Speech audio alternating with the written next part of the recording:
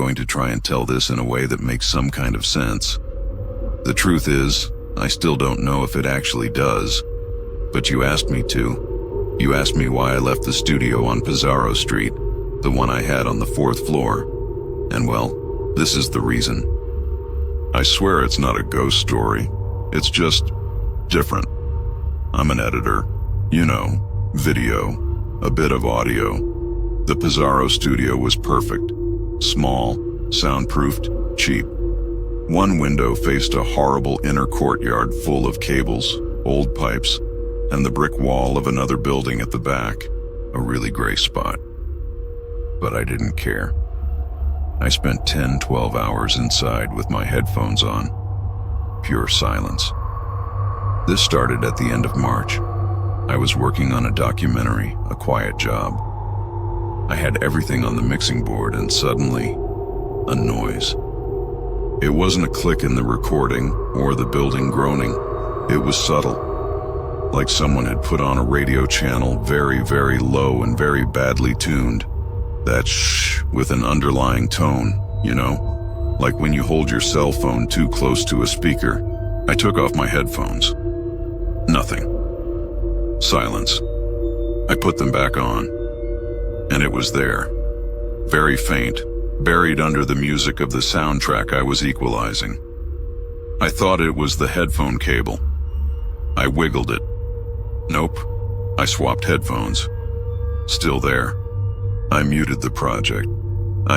I silenced all the audio tracks. It was still there. I swear it was still there. The first thing I thought of was electrical interference. The building is old, crossed wires. I turned off the monitor. I turned off the PC, the mixing desk. I unplugged everything but the main power strip. I turned it back on, and 1 second of total silence, and then again. The sound wasn't coming from the speakers or the headphones because they were off. It was coming from the wall, or very close to the wall, in the corner where I had the small break couch. I got up. I walked closer. The shh got a little louder.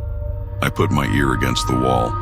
It was cold drywall, and what I heard wasn't the hum of a transformer. It was a whisper, like voices, distorted.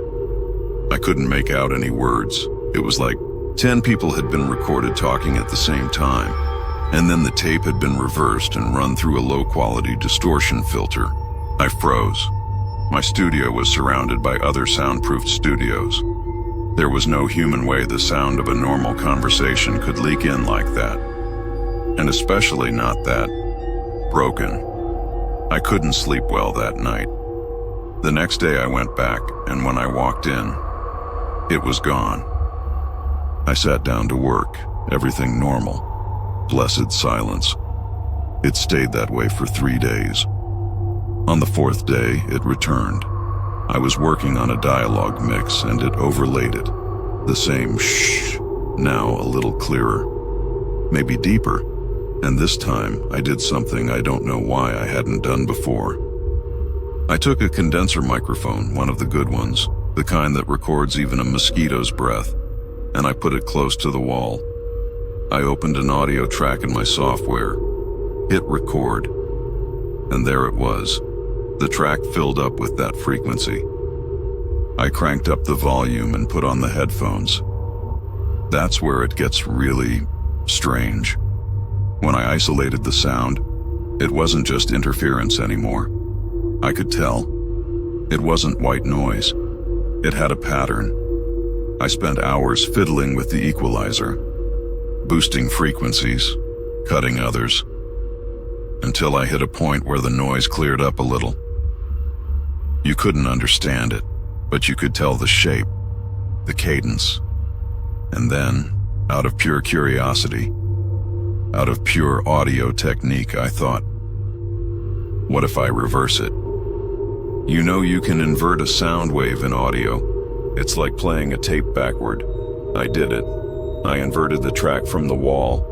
What came out wasn't a language, or at least not one I knew. It was a kind of chant, but not joyful, No, it was a monotonic, very deep tone, like a male chorus, but they weren't singing words. Just a long, deep vowel, an endless ooh. And what made me tremble wasn't the sound itself. It was that. Right after that ooh, something else came. You could hear the sound of heavy breathing, right next to the microphone. And then, a crunch, like someone was breaking something hard with their hands. I ripped off the headphones. The recorder was still recording the apparent silence of my studio. No one was there. The window faced the cable patio. I was alone. I listened to the inverted track again. The chant, the breathing, the crunch. What was that crunch? I zoomed in. It sounded like glass or bone. The fear wasn't about something supernatural. It was about what might be happening on the other side of that wall. Something I couldn't hear normally. Something that only existed on that frequency, or that was only revealed when the wave was inverted. The next week, the sound changed. It wasn't the chant anymore. It was like a person crying, a kind of hoarse, very, very sad moan. And again, it was only heard when recording the wall and inverting the audio. I tried leaving a recorder on all night. The next day, 8 hours of absolute silence on the normal track, 8 hours of very faint screams, and that same crunch on the inverted track. I recorded it one last time before leaving. I have it saved on a hard drive. I've never played it for anyone. Do you know why? Because that last night, the normal audio track, the one that recorded the silence of my studio, captured my own breathing.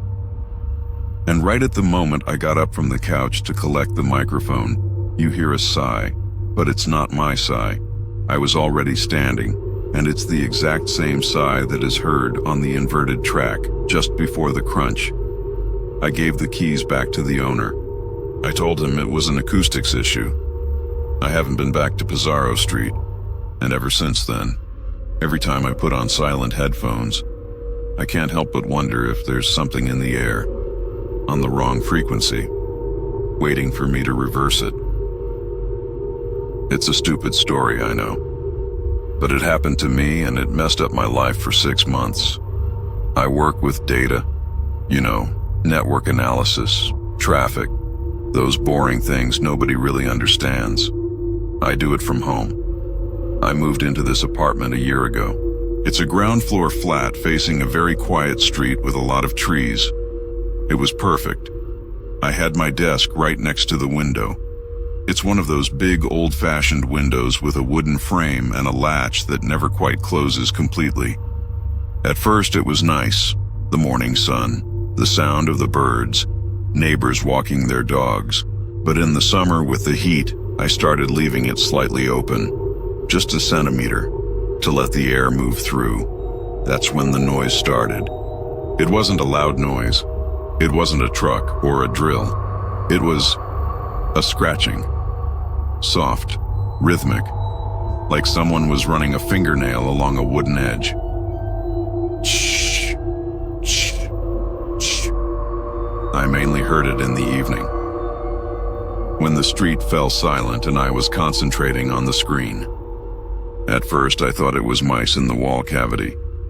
I grabbed a broomstick and hit the wall below. The scratching stopped. The next night, it came back. Exactly the same. Shh, shh, shh. I peered out the window. I looked down. The windowsill. The sidewalk. There was nothing. Just fallen leaves and the drain grating. I thought it was the tree, a branch rubbing against the facade in the wind. But when that happened, the sound was more of a creak. This was more intentional, drier. One day, after several weeks of this crap, I got angry. I was facing a deadline. I got up and slammed the window shut, hard. The dry bang made the glass tremble. The scratching stopped. Great. Victory. I went back to the desk and sat down. Put on my headphones, quiet music to concentrate. But then, I noticed the smell. It wasn't a sewer smell. It was sweet, strangely sweet, like burnt sugar or very overripe fruit. It was coming from the closed window. I went closer. I put my hand on the glass. It was cold. I peeked into the gap where the frames met. The smell was intense there, and just as I leaned in with my nose, I felt a very light tap, not on the wood, not on the glass frame. It was right on the center of the pane, as if something very small and very soft had bounced against it. I pulled my head back sharply. I looked at the glass. There was nothing, no mark, just the distorted reflection of my face. And then suddenly, I saw it. On the exterior side of the glass, it was a smear, not a splash, but a print. 3 fingers, or what looked like 3 thin fingers, as if a very small hand or something shaped like one had rested on the glass. It was a light brown color, almost ochre. It didn't look like street dirt. It looked fresh. I opened the window to look. The smell hit me strongly. I checked the windowsill, the brick wall, the leaves, nothing. Just the 3-finger print on the exterior glass, right at the height of my face if I were sitting down. I wiped it off with a paper towel. It came off easily, but the smell lingered for a while. That night I didn't hear the scratching again. Total silence. But the next morning the smear was back, in the exact same spot. 3 thin fingers, as if they had marked the precise point, and the smell. That sickening sweetness. I started obsessing over it. I thought it was some kind of prank. A kid from the neighborhood climbing the planter and leaning on it. I installed a small camera, one of those security ones, pointing at the window at night. I recorded it for 3 days. Hours and hours of deserted street. The wind rustling the leaves. A stray cat. And on the 4th day, in the morning, the print was there. 3 fingers. The print was perfect again. I reviewed the footage. I rewound it over and over. At 3:47 a.m., you see the empty street, everything in a blurry black and white. And at that moment, the video pixelates. It only lasts half a second. It's a block of digital noise. A glitch. When the video recovers, the street is the same, but in the upper right corner, where there was nothing before, a shadow appears. It's a very dense shadow, of an absolute black, darker than the night. It's clinging to the wall, and it moves. Slowly. It doesn't crawl. It seems to glide. And it heads directly toward my window. I was watching the screen with dry eyes, not blinking. The shadow stops right at the windowsill. But it doesn't have a human shape. It's more like a stain that expands. And then, the window. You don't see the hand. You don't see anything. The print simply appears on the glass. It doesn't trace itself. It appears, like a light turning on, and the video cuts right at that point. The final glitch. I deleted the recording. I never looked at it again. I can't explain what that shadow was or how that print appeared without any real movement being captured. From that day on, I didn't need to record anymore. I just had to wait for nightfall. The scratching never came back. What returned was the tap. I was sitting having dinner on the sofa with the window completely closed, jammed shut with a wooden strip from the inside. Tap. Tap. Very soft. 2 quick taps, and instantly, the smell, sweet and strong. It was as if it didn't need to open the window. As if that sound and that smell were already inside the house. I moved out a month ago. I left that ground floor. Now I'm in a high-rise on the 8th floor. There are no trees nearby. The windows are sealed with new caulk. Last night I was in the kitchen, heating water. and I heard the upstairs neighbor's air conditioning turn on, and suddenly, right next to my ear, I felt it. A very light brush. 2 gentle taps. Tap, tap, and the smell. That sickening sweetness. I no longer know if it came from outside or if it stuck to me when I lived there. But it's here. I don't have to look at the window anymore to know that if I stretch out my arm and turn on the light somewhere on this wall or on this table, I'm going to find that smear. Those 3 fingers. Because what it was tapping wasn't the glass. It was my attention, and I'm afraid it has it now.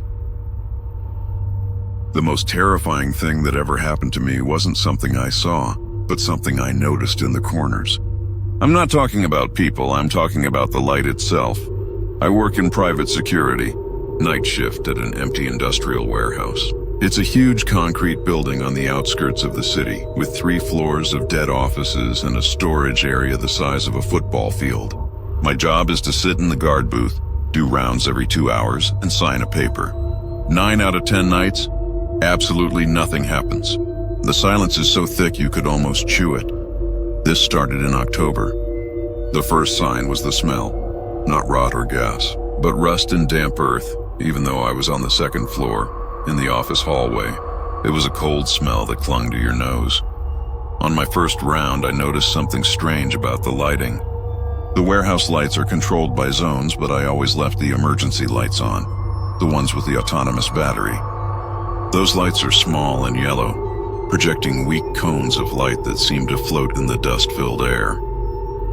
When I came back from the midnight round, I swore one of those lights had moved. It was next to the cargo elevator door, but the light it cast wasn't hitting the same tile anymore. It wasn't that the light itself had moved, but the exact spot where its beam died, as if someone had changed the bulb's angle by a few degrees. It's something your brain ignores, but to an eye that knows the place, it feels wrong. I thought it was old wiring or I was going crazy from boredom. I wrote it down in the notebook. Check fixture C3. And I carried on with the shift. 2 nights later, it was more obvious. I was patrolling the 2nd floor in the office maze. I turn on the main corridor and the emergency lights in the side offices are already on. It's a very subtle light, only outlining the shape of chairs and desks. When I reached the end of the hall and turned the corner, I felt a strange heaviness in the air. I turned back. The emergency light in office number 12, which always pointed at the metal filing cabinet, was now pointing at the door. Its cone of light was an inverted triangle, very sharp. I saw it clearly, it wasn't an effect of my eyes. I opened the door and went in. The main switch was off. The fixture was a small spotlight embedded in the ceiling, a fixed model with no swivel. It was physically impossible for it to have rotated. I placed my hand on the fixture. It was cold. I left, closed the door, and stood in the hallway. The light was still pointing at the door. I felt completely exposed, like I was next to an animal I couldn't see. I gave the wall a sharp knock, right next to the light. Instantly, the light beam moved. It went back to its original position, illuminating the filing cabinet. It was a slow, almost lazy movement, as if something had let go of it after the knock. From then on, it became a daily occurrence, a kind of silent game. I would do my round and the emergency lights would move.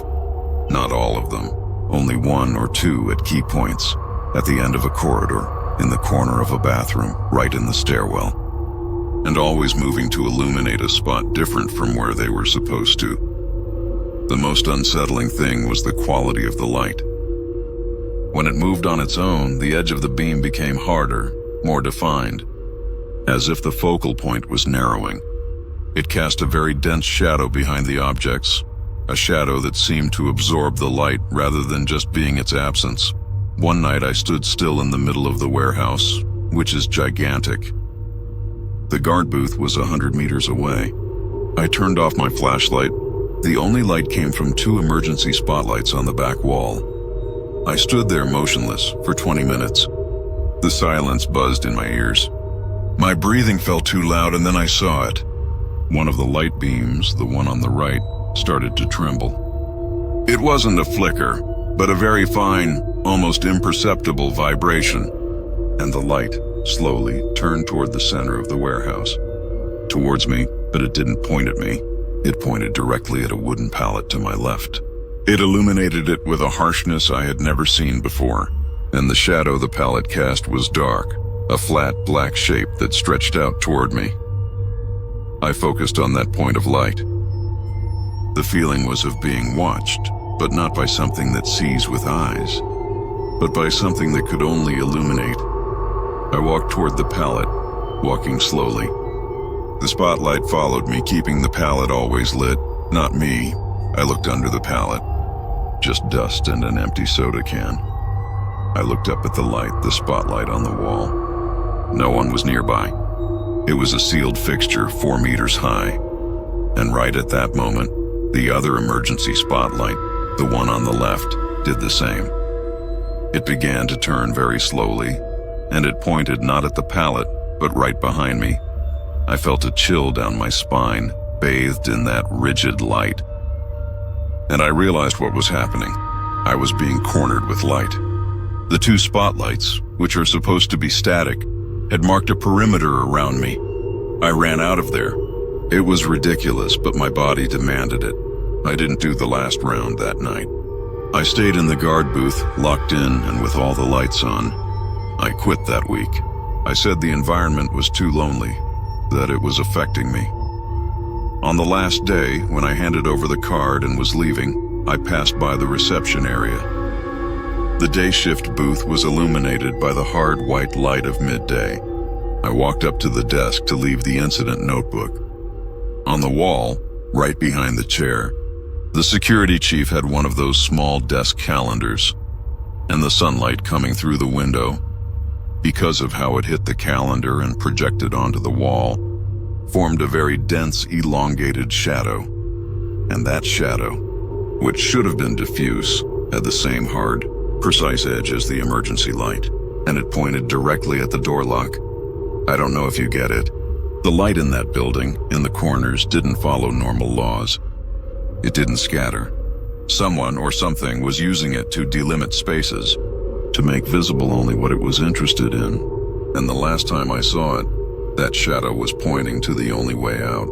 Even today, if I'm in a dark room and I turn on my phone, the first thing I look at is not what I illuminate. It's the shape and color of the shadow that is cast. I work as a concierge in a large residential building. It's an old place downtown, maybe 12 floors, with one of those big marble lobbies and an elevator that smells faintly of old perfume and dust. My routine is my whole life. I start at 6, check the mail, clean the lobby, put out the trash bins, and then I just sit. I've been doing this for 15 years. I know the rhythm of the place. The creak of the floorboards on the 7th floor. The exact time the woman on the 5th floor gets her newspaper. The chime of the antique clock in the back office. It's comforting. It's boring. This started last winter when it was dark and cold early. It had to do with the main entrance lock. The main door is heavy, made of solid wood, and it has a high security lock that requires a very specific, serrated key. Only the residents and I have copies. One Tuesday morning, around 7, I was sorting the mail. I heard the lock click. It's a very distinct sound. A heavy thunk click turn. Someone was entering. I looked up. The door swung inward, and there was no one there.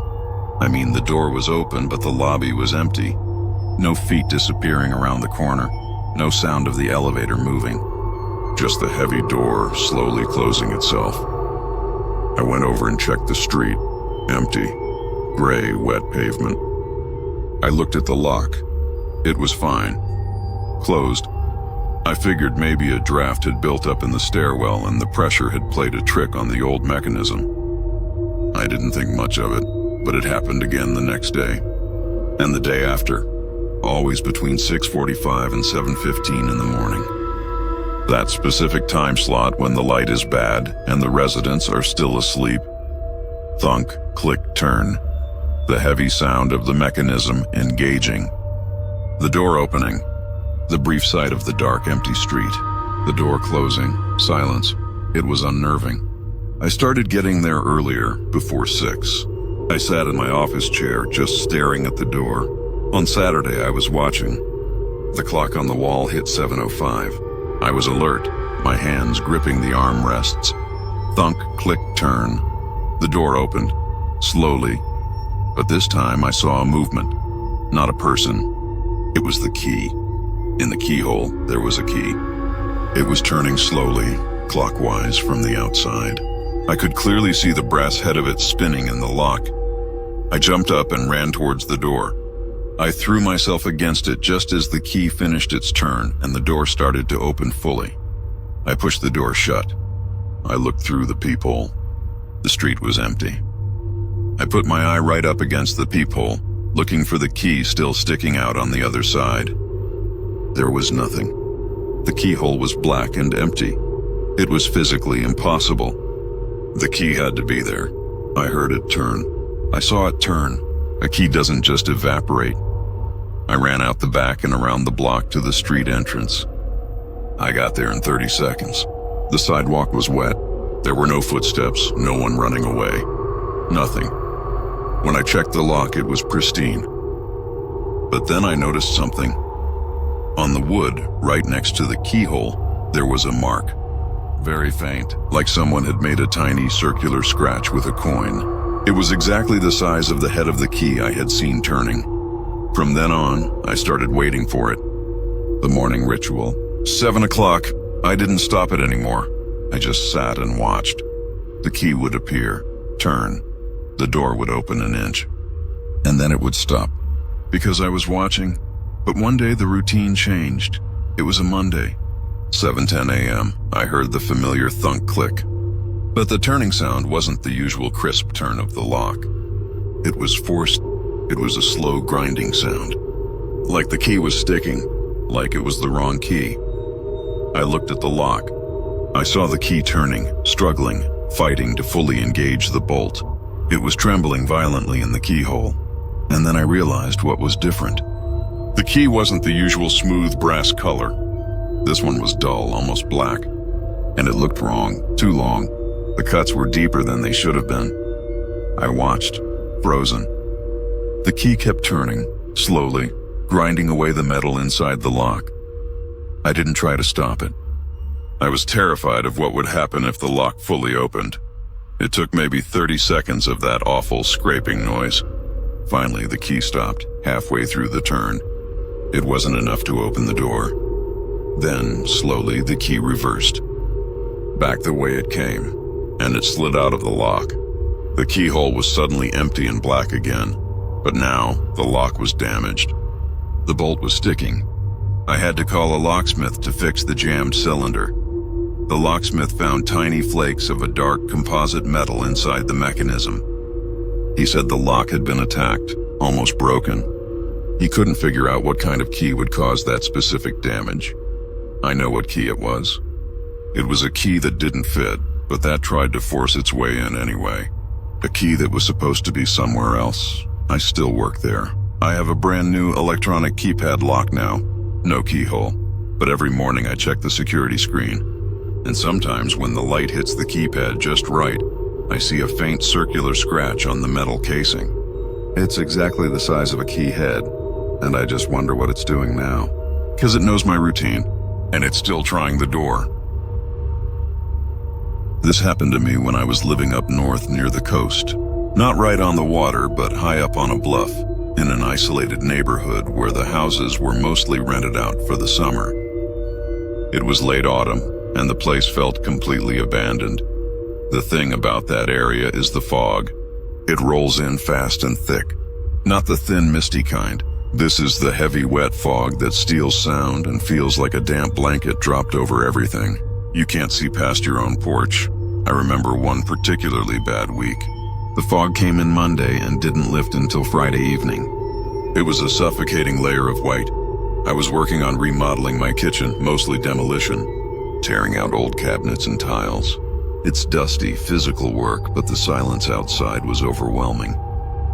All I could hear was the scraping of my tools and the sound of my own heavy breathing. On Wednesday, I decided to take a large load of debris to the skip. The skip was huge. an industrial container sitting out on the gravel drive, about 30 feet from the back door. I hauled the first load of wood planks, pushing through the back door and into the fog. It was cold, wet. The air tasted like salt and wet concrete. I walked towards the skip. I knew exactly where it was. 30 feet, 5 or 6 steps, and I should be right next to the metal side. I walked. 1 step, 2, 3. I was listening for the clunk of my boots on the gravel next to the skip, but the fog was eating the sound. I took a 4th step, 5th. I stopped. I shouldn't have been able to miss it. It was a giant, bright orange metal box. I reached out my hand. Nothing but thick, wet air. I started to feel confused. Did I miscount? I took 1 more step, very slow, and then another. I was now standing where the skip should have been, maybe 10 feet past its known location. But it wasn't there. I turned slowly. The house was invisible. My own back door, the light I had left on in the kitchen, had vanished in the white. I felt a genuine spike of panic. It's disorienting. I wasn't lost in the woods. I was lost in my own driveway. I shouted, "Hello?" The sound was deadened immediately. It just fell flat, heavy, and stopped right in front of my face. I decided to walk straight back. I took what I thought was the shortest line to where the house should be. I put my planks down softly and started walking. I walked for what felt like 2 minutes. I should have been back inside the house. I stopped again. Silence, wetness, the smell of empty space. My boots were now crunching on something that wasn't gravel. It was hard. Concrete, maybe. I crouched down and felt it with my hands. It was the sidewalk curb. I had somehow walked right through my driveway and ended up on the side of the main street. I felt sick. The distance between my back door and the street was maybe 50 feet, tops. I had walked hundreds of feet without realizing the direction. I leaned against a lamppost to get my bearings. And then I heard it, a scratching sound. Soft, rhythmic, exactly the sound of a metal hook scraping against metal. It was very close. I turned my head, slowly peering into the fog. The scratching continued. It was coming from maybe 6 feet away. I realized it was the sound of my own cabinet demolition. But why was it here? I was at the lamppost at the edge of the property. I took a tentative step toward the sound. The scratching stopped. Dead silence. I froze. And then, the sound was replaced by something else. A drip. A single heavy drop of water hitting the pavement. Pock. And then another. Pock. And another. Pock. It was getting closer. The sound was moving toward me, but there was no sound of footsteps, no breathing. Just the slow, heavy, deliberate drip. I backed away against the lamppost, trying to disappear into the metal. The drips continued, forming a line, getting nearer. I could almost feel the vibration of the water hitting the ground. Even through the fog, when the dripping sound was maybe 1 step away, I could smell something over the salt and concrete, wood, fresh-cut, sawdusty wood. I just bolted. I didn't care about the skip or the planks. I ran back toward where I thought my house was, not stopping until my knee hit the familiar, cold stone of my back steps. I threw the door open, slammed it shut, and locked it. I stood in the kitchen breathing hard, covered in sweat and damp fog. The light was harsh and normal. I waited until morning. When the fog finally broke, the air was clean and cold. I walked out to the driveway. The skip was exactly where it was supposed to be. 30 feet from the house. I walked toward the street curb where I had been. I found the lamppost. I looked down at the pavement. There was nothing there, except for a line of perfectly spaced water drops leading from the curb, past the lamppost, and ending exactly where I had stopped running. They looked like they had been left by a dripping mop. But at the end of the line, right where I had bolted from, there wasn't a water drop.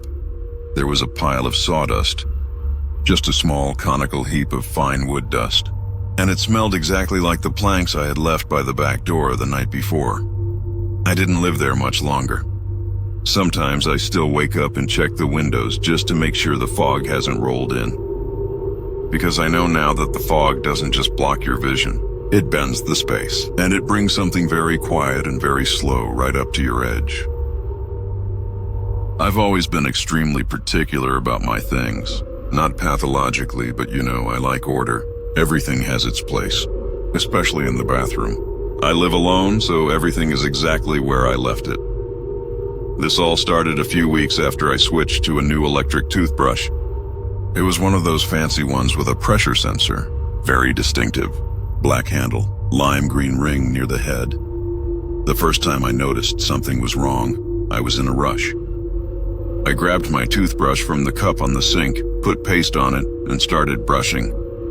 I immediately noticed it felt different. The handle was exactly the same, but the vibration felt slightly weaker, slower. It was almost imperceptible, but I use that thing twice a day. I know how it feels. I looked at the head. It was my head, but the small green ring that denotes the pressure sensor was missing. Instead, there was a plain white ring. I stopped brushing. I looked down at the sink. My toothbrush, the one with the lime green ring, was sitting in the cup, exactly where I had left it.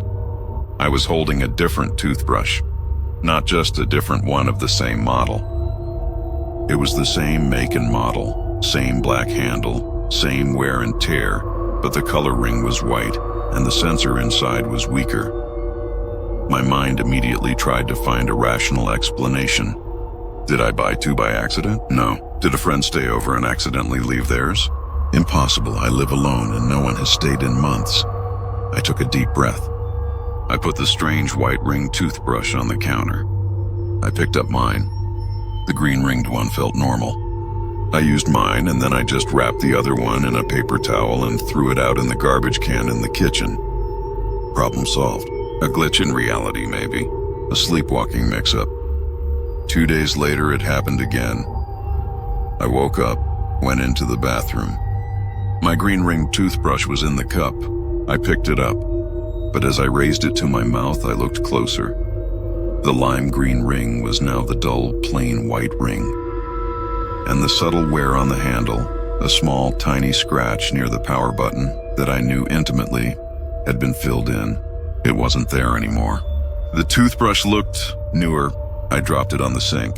The green ring toothbrush, the real one, was gone. The cup was empty save for this pristine, slightly slower imposter. The first thing I did was check the trash. The bag was still there, tied up in the kitchen can. I opened it. The white ring toothbrush I had thrown out was gone. It hadn't just been replaced. It had been exchanged. This is where the fear really started. Not the panic of a break-in, but the violation of something personal and defined. Someone or something was accessing my locked apartment, was using my toothbrush, and then replacing it with a slightly inferior copy. A slightly used copy. I bought a hidden camera and set it up to face the sink. I left the new white ring toothbrush in the cup. I went to work. I came back, rushed to the laptop and checked the footage. The video showed nothing for 9 hours. Nothing. The light in the bathroom didn't even change. The apartment was still. Then, at 2:03 p.m., the video glitched. Not a pixelation, but a slight jump in time. The clock on the wall skipped forward by exactly 1 second. When the video resumed, everything was the same. Except for the toothbrush. It was still the white ringed one, but it was sitting at a different angle in the cup. Just a few degrees off center, and on the handle, right where that tiny scratch had been filled in yesterday, there was a new scratch, in a slightly different spot. A deeper, fresher scratch. I didn't need to see the mechanism of the exchange. The implication was enough. The entity that was replacing my toothbrush was using it and leaving evidence of its use, and it was using a method that deliberately avoided my surveillance. I threw that camera out. I bought a cheap plastic doorstop and jammed it under the main door every night. I bought a cheap manual toothbrush, the brightest orange color I could find. I left the white ringed electric toothbrush in the cup. I was done with it. I thought I had won. For 2 weeks I used the orange brush. Everything felt normal. But last Friday I noticed the color. The orange handle of my new manual toothbrush was fading. Not fading from use, but the plastic itself was becoming translucent. The color was leaching out. And if you look closely at the now translucent orange plastic, you can see faint vertical lines. Lines that match the grooves in the serrated shaft of a high-end electric toothbrush. It's being adapted. It's being changed to fit the pattern. Last night, I woke up to a sound I couldn't place. It was faint. I got up and walked to the bathroom. I opened the door. The room was dark, but I could just make out the cup on the sink. And from inside that cup, there was a very soft, faint, rhythmic sound.